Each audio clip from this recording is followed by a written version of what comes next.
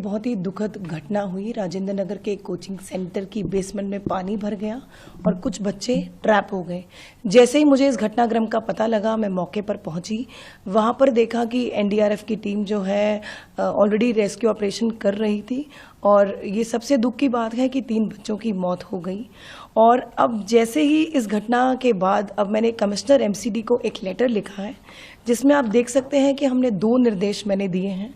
पहला, दिल्ली में जितने भी कोचिंग सेंटर्स हैं जो उन बिल्डिंग्स में चल रहा है जो एमसीडी के जुरिस्डिक्शन में आते हैं और बेसमेंट में बायलॉज के अगेंस्ट या नॉर्म्स के अगेंस्ट ऐसे कोचिंग सेंटर चल रहे हैं, उन पर सख्त से सख्त कार्रवाई हो, उन पर एक्शन लिया जाए। दूसरा, और अगर इस मामले में जो कल राजेंद्र नगर में हुआ, कोई भी एमसीडी अधिकारी अगर जिम्मेदार है तो उस पर भी सख्त कार्रवाई की जाए। मैं आपको बताना चाहती हूं इस बिल्डिंग के बारे में। ये जो बिल्डिंग है, इसका जो कंप्लीशन सर्टिफिकेट 2021 में मिला था और साफ साफ यहां लिखा है कि बेसमेंट में पार्किंग यूज और स्टोरेज के लिए और कार लिफ्ट के लिए यूज होगा। तो मैं बताना चाहती हूं कि अगर इस प्रकार से इलीगल तरीके से या प्रॉपर्टी को मिसयूज कर अगर ऐसे कोचिंग सेंटर्स बेसमेंट में चल रहे हैं तो उन पर कार्रवाई होगी और साथ ही अगर कोई अधिकारी जिम्मेदार होगा उस पर भी सख्त से सख्त कार्रवाई होगी। लेकिन जो सवाल उठ रहे हैं मैम की एमसीडी की कार्यप्रणाली पे कि एमसीडी को इस तरह से प्रॉपर्टी टैक्स आप लोग लेते हैं, उसकी जिम्मे वहाँ पे जाकर जांच करना, उन्हें सर्टिफिकेट देना, जो एनओसी देना, सब एमसीडी की जिम्मेदारी है। साथ में जो हादसा हुआ, जो पानी वहाँ पे पहुंचा, उसकी भी जिम्मेदारी एमसीडी की बनती है। देखिए, बताया जा रहा था कि बिल्डिंग के आगे से कोई ड्रेन या कोई सीवर जो निकलता है वो एकदम से फट गया।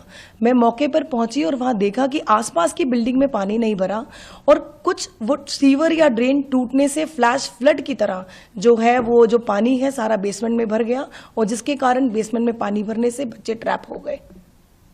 अभी जो आपने बताया कि 2021 में इसे मतलब इसका कंप्लीशन सर्टिफिकेट दिया गया था, बीजेपी जो आरोप लगा रही है कि अभी की एमसीडी में क्योंकि आप लोग के शासन में, आप उन पे आरोप लगा रही है कि उनके शासनकाल में हुआ, तो इस आरोप प्रत्यारोप में कहीं ना कहीं बच्चों की मौत हो रही है।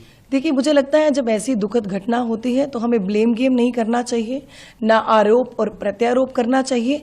हमें कार्रवाई करनी चाहिए, जो भी इसका जिम्मेदार है उस पर सख्त से सख्त एक्शन लेना चाहिए और ऐसे कोचिंग सेंटर्स बेसमेंट में अगर इलीगल तरीके से वायलेट करके नॉर्म्स को, बायलॉज को वायलेट करके चल रहे हैं, उन पर एक्शन होना चाहिए। बीते दिनों में हमने देखा पटेल नगर में एक जो बच्चे की मौत हो गई, बिजली के जो मतलब पानी के कारण इलेक्ट्रोक्यूशन का हादसा हुआ, अभी 3 बच्चों की मौत हो गई। ऐसे लगातार हादसे हो रहे हैं, जो जल जमाव हो रहा है उससे निपटने की एमसीडी की क्या रणनीति है, क्योंकि अभी बारिश का सीजन है, बारिश होगी अभी ज्यादा। देखिए, जिस प्रकार से इस बार बारिश हो रही है, 88 साल का रिकॉर्ड टूटा, आपने देखा।